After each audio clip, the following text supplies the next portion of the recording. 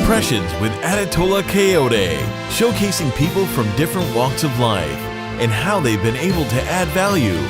Impressions, making the difference. Hearing him speak so passionately about Africa informed this interview.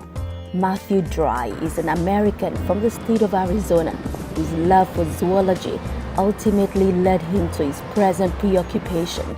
Despite being a tennis player, Matt fell in love with Africa on his very first visit and resolved to be a safari guide.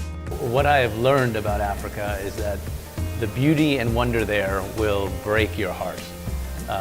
In so many ways, whether it's the triumph of animal evolution, creating these huge, massive animals across the landscape like elephants and rhinos and giraffe, and of course all the amazing predators that live there, or the triumph of the people being able to adapt to modernity, as well as not losing touch with their ancient past as well.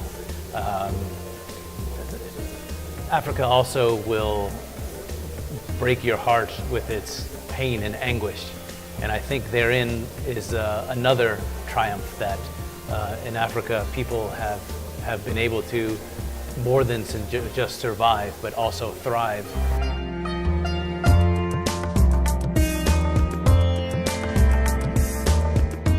Matt has been doing this for 10 years now, taking people from the US to tour different parts of Africa, and he has chosen to pen his thoughts by writing 2 books. This is Africa 1 and 2. I really wrote them in the beginning because I've always been a writer. I've always loved writing.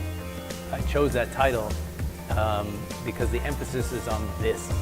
This is Africa. And what I really tried to convey, even in my toughest stories, is that there is a beauty and there is a wonder, and that Africa is a place that everyone really should see to treat themselves to an absolutely amazing experience. A lot of misconceptions about Africa being a country or continent. What I'm always amazed at is the level of ignorance, even with very educated people, about Africa. And yeah, it's you run into that all the time, and it's very, very hard for me not to laugh every time I hear it. I also find a lot of people think that Northern Africa is the Middle East. You know, they think that Egypt is somewhere in the Middle East, or Libya or Tunisia, any of those places. They're not a part of the African continent. They're in fact somewhere as a part of the conflict in the Middle East, which is also very sad that people they don't know.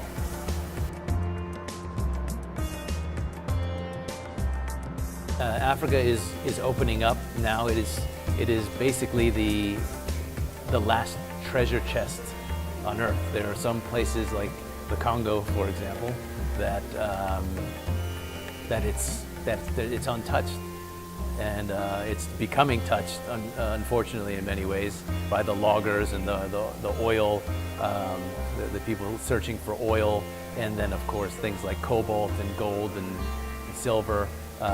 So that part of Africa is becoming more widespread, that it's a place where people can come, foreigners can come and dig up the treasure that nowhere else, they can't find anywhere else on Earth. I don't know that Africans can do anything more than what they're doing in trying to survive and thrive in a very advanced capitalistic world.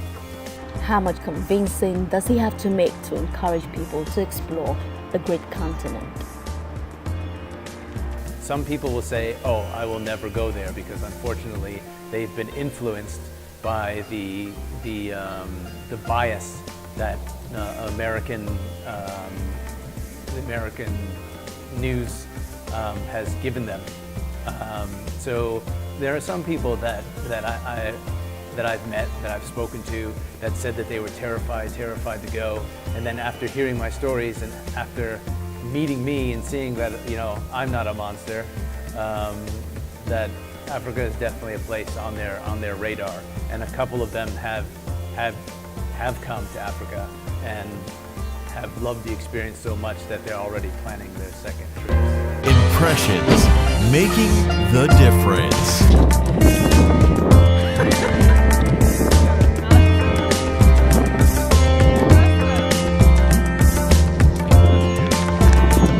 Same snake.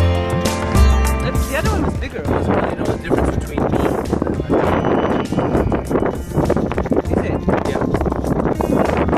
What's the name of this snake? This is a bull snake.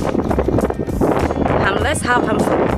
Yes. They get very big, and if they bite you, it can hurt.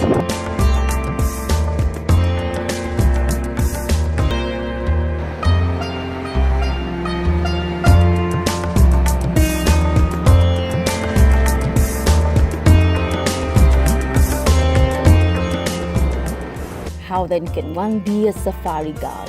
You can go to school to get all your credentials and become a guide.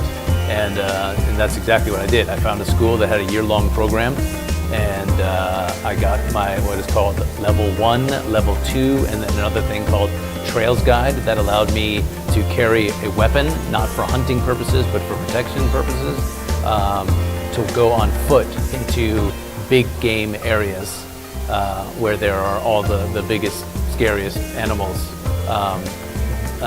out there. And that was from the Field Guides Association of Southern Africa. Hear Mark talk about how good nature can be to the human race. I think people should get out and see nature and be a part of nature because they will find, as most of my clients do, that they are touched in the best way possible by simply just looking at animals or feeling the breeze through their hair when they're sticking their heads out the top of a safari vehicle, or stopping and watching a sunset with the acacia trees there behind it. I find that my people, my clients, are riveted, and they are as happy as they could be. Most of my clients say that going on safari, being able to be out in nature, is the best thing that ever happened to them. And that's what I want people to understand, is that nature is there to touch them in the best way possible and remind them not to get lost in the advancements of civilization.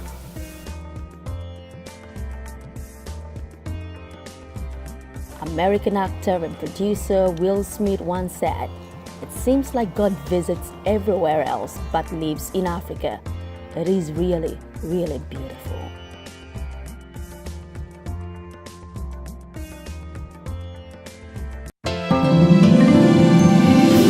Impressions with Adetola Kayode, showcasing people from different walks of life and how they've been able to add value.